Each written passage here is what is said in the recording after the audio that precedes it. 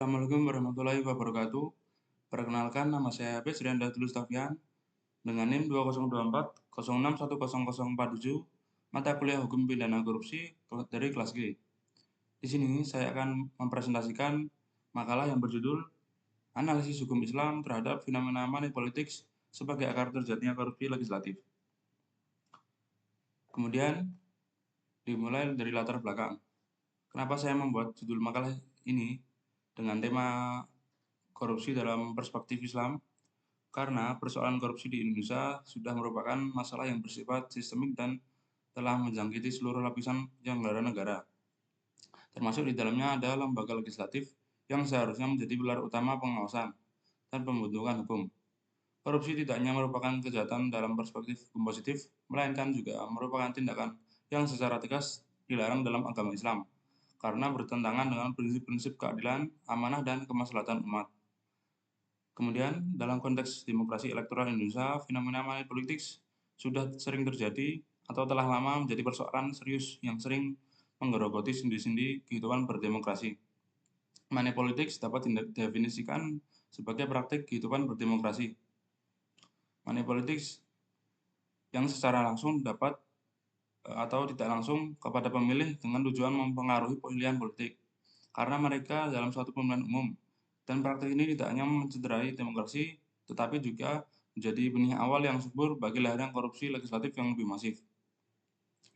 Kemudian, rumusan masalah yang saya uraikan di dalam makalah ini ada dua, yaitu yang pertama ada bagaimana perspektif hukum Islam terhadap fenomena money politics dalam konteks pemilihan umum legislatif di Indonesia. Yang kedua, bagaimana hubungan kausalitas antara money politics dan korupsi legislatif, serta bagaimana hukum Islam menawarkan solusi dalam rangka pencegahannya. Kemudian pembahasan yaitu ada perspektif Islam dalam fenomena money politics dalam pemilihan umum legislatif. Yang pertama, ada konsep riswah. Apa itu konsep riswah? Konsep riswah adalah didefinisikan sebagai pemberian sesuatu baik berupa harta, jasa, atau manfaat kepada seseorang yang memiliki kekuasaan atau jabatan tertentu dengan tujuan untuk mendapatkan keuntungan yang tidak sah atau mempengaruhi keputusan yang seharusnya didasarkan pada kebenaran dan keadilan. Definisi ini secara substansial memiliki kemiripan yang sangat erat dengan praktek money politik yang merupakan pemberian uang atau barang kepada pemilih untuk mempengaruhi pilihan politiknya. Kemudian para ulama klasik seperti Ibnu Taimiyah dalam kitabnya Al-Syariah telah memberikan perhatian yang cukup serius terhadap masalah suap dalam konteks pengelolaan negara. Beliau sering menegaskan bahwasannya pemberian hadiah atau harta kepada pejabat negara atau calon pejabat negara dengan tujuan tertentu adalah tindakan yang terlarang dan termasuk dalam kategori perbuatan fasad atau kerusakan di muka bumi. Al-Mawardi juga menegaskan bahwasannya dalam sistem pemerintahan Islam, seseorang yang menduduki jabatan politik wajib dipilih berdasarkan kapasitas, kompetensi, dan integritas moralnya, bukan berdasarkan kekuatan finansial ataupun penggunanya memiliki kekuatan uang dalam proses pemilihan menjabat publik dan merupakan bentuk penyimpangan dari sistem yang seharusnya. Dari perspektif usul fikih, money politics dapat dikategorikan sebagai tindakan yang bertentangan dengan prinsip-prinsip dasar hukum Islam. Karena pertama, ia merusak hifzil al-aql atau perlindungan akal, karena mendistorsi kemampuan berpikir rasional masyarakat dalam menentukan pilihan politiknya.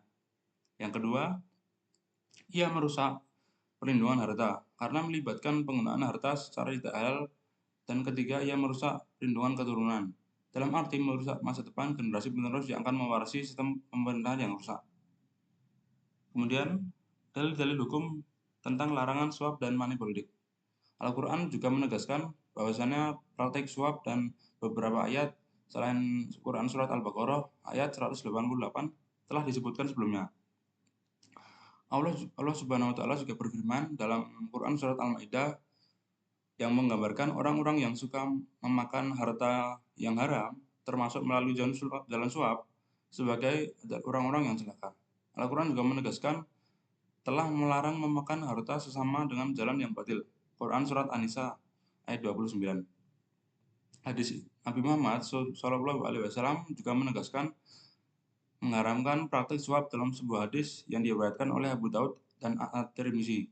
Rasulullah bersabda, Allah melaknat orang yang memberi suap dan orang yang menerima suap dalam hukum. Hadis ini menunjukkan bahwasanya hukum Islam memberikan sanksi moral yang sangat berat terhadap praktik suap, termasuk dalam kondisi yang lebih luas seperti pemilihan pejabat publik. Kemudian C, analisis hukum Islam terhadap dampak money politics pada sistem pemerintahannya. Hukum Islam telah memandang bahwasanya proses pemilihan pemimpin atau wakil rakyat harus didasarkan dengan prinsip syuro atau musyawarah yang bebas dari tekanan dan manipulasi. Ketika money politik mewarnai proses pemilihan, maka ini hasilnya adalah terpilihnya pemimpin yang tidak qualified atau tidak amanah, yang gilirannya akan merusak tatanan pemerintahan secara keseluruhan. Abdullah Ahmad An-Naim dalam karyanya juga menyatakan bahwasanya Islam telah memiliki sistem nilai yang komprehensif untuk mengatur kehidupan bernegara, termasuk dalam hal pemilihan pemimpin. Sistem ini menekankan bahwasanya pentingnya integritas melalui proses pemilihan yang sebagai dasar fondasi dari legitimasi kepemimpinan. Ketika money politik itu menodai proses ini, maka legitimasi pemimpin yang terpilih pun menjadi dipertanyakan dari perspektif hukum Islam. Jimli Asidik juga menyatakan bahwasanya konteks negara hukum yang demokratis adalah pemilu yang jujur, bebas, adil, dan itu adalah prasyarat mutlak bagi terbentuknya pemerintahan yang legitimate. Kemudian yang kedua, hubungan kausalitas antara money politics dan korupsi legislatif. Mekanisme ini terdapat hubungan kausalitas yang sangat erat antara praktik money politics dan munculnya korupsi legislatif. Hubungan ini dapat dijelaskan melalui beberapa mekanisme. Yang pertama, calon anggota legislatif yang menggunakan money politics dalam kampanyenya harus mengeluarkan biaya yang sangat besar, yang kemudian mendorongnya untuk mengembalikan modal setelah terpilih melalui berbagai praktik korupsi. Yang kedua, anggota legislatif yang terpilih melalui money politics tidak memiliki basis legitimasi yang kuat dari rakyat. Karena apa? Sehingga mereka lebih cenderung loyal kepada para cukong atau donor yang membiayai daripada konstituen yang seharusnya diwakilinya. Yang ketiga, praktik money politics menciptakan budaya transaksional dalam politik yang kemudian berlanjut dalam pelaksanaannya fungsi legislasi, anggaran, dan pengawasan. Anggota legislatif yang terbiasa dengan praktik transaksional dalam pemilihan akan cenderung menerapkan pola yang sama dalam menjalankan tugasnya. Misalnya, dengan memperjualbelikan posisi dalam panitia anggaran, meminta imbalan dari eksekutif dalam proses pengesahan anggaran atau menerima suap dalam proses pembentukan undang-undang yang menguntungkan pihak tertentu. B. Dalam dampak sistem korupsi legislatif terhadap kehidupan bernegara. Korupsi legislatif ini telah memiliki dampak yang sangat jauh lebih luas karena dibandingkan sektor lainnya. Karena yaitu ketika anggota legislatif melakukan korupsi, maka yang dirugikan bukan hanya negara, tetapi dalam aspek keuangan, tetapi juga seluruh tatanan hukum dan pemerintahan karena produk legislatif yang dihasilkan oleh anggota legislatif cenderung korup dan tidak mencerminkan kepentingan rakyat banyak. Dari perspektif hukum Islam, korupsi legislatif merupakan hukum bentuk pelanggaran terhadap amanah yang paling serius karena melibatkan pengkhianatan terhadap kepercayaan publik. Konsep amanah ini bukan sekedar kepercayaan individual, tetapi mencakup tanggung jawab sosial yang bersifat kolektif. Kemudian yang C, solusi hukum Islam dalam pencegahan money politics. Hukum Islam telah menawarkan berbagai solusi yang sangat komprehensif untuk mencegah dan memberantas money politik serta korupsi legislatif. Yang pertama, pada tingkat preventif. Hukum Islam menekankan pentingnya pendidikan, akhlak, kesadaran bagi seluruh elemen masyarakat, termasuk politisi. Konsep tarbiyah ini, pendidikan politik, dalam Islam menekankan bahwasanya partisipasi dalam proses pemilihan adalah ibadah yang harus dilakukan dengan penuh keikhlasan dan bertanggung jawab kepada Allah Subhanahu wa taala. Pemilih yang menerima uang dari calon dan kemudian memberikan suaranya berdasarkan uang tersebut, ia telah mengkhianati amanahnya sebagian dari masyarakat. Yang kedua, pada tingkat kuratif. Hukum Islam cenderung mendukung pengembangan sistem kelembagaan yang mampu mencegah dan mendeteksi praktik korupsi. Konsep Hizbah dalam Islam yaitu lembaga pengawasan publik yang bertugas menegakkan kebenaran dan mencegah kemungkaran. Yang ketiga, pada tingkat represif. Hukum Islam dalam menyediakan ini telah menyediakan sanksi yang tegas kepada para pelaku riswah dan korupsi. Dalam hukum pidana Islam, tindakan riswah termasuk kategori jarima takzir, yaitu kejahatan yang sanksinya diserahkan kepada penguasa, kebijakan penguasa, sesuai dengan kemaslahatan dan kerusakan yang ditimbulkannya. Integrasi nilai-nilai Islam dalam sistem hukum pencegahan korupsi di Indonesia. Indonesia sebagai negara mayoritas penduduk Muslim memiliki peluang besar untuk mengintegrasikan nilai-nilai Islam dalam sistem hukum pencegahan korupsi. Ibnu Qayyim al-Jauziyah telah memberikan pandangan yang sangat progresif tentang cara-cara hukum dalam Islam. Beliau menyatakan bahwasannya syariat Islam pada dasarnya bertujuan untuk mewujudkan keadilan, kemaslahatan, dan kebaikan. Kemudian yang terakhir ada kesimpulan. Berdasarkan pembahasan yang telah diuraikan, saya dapat menarik beberapa kesimpulan sebagai berikut.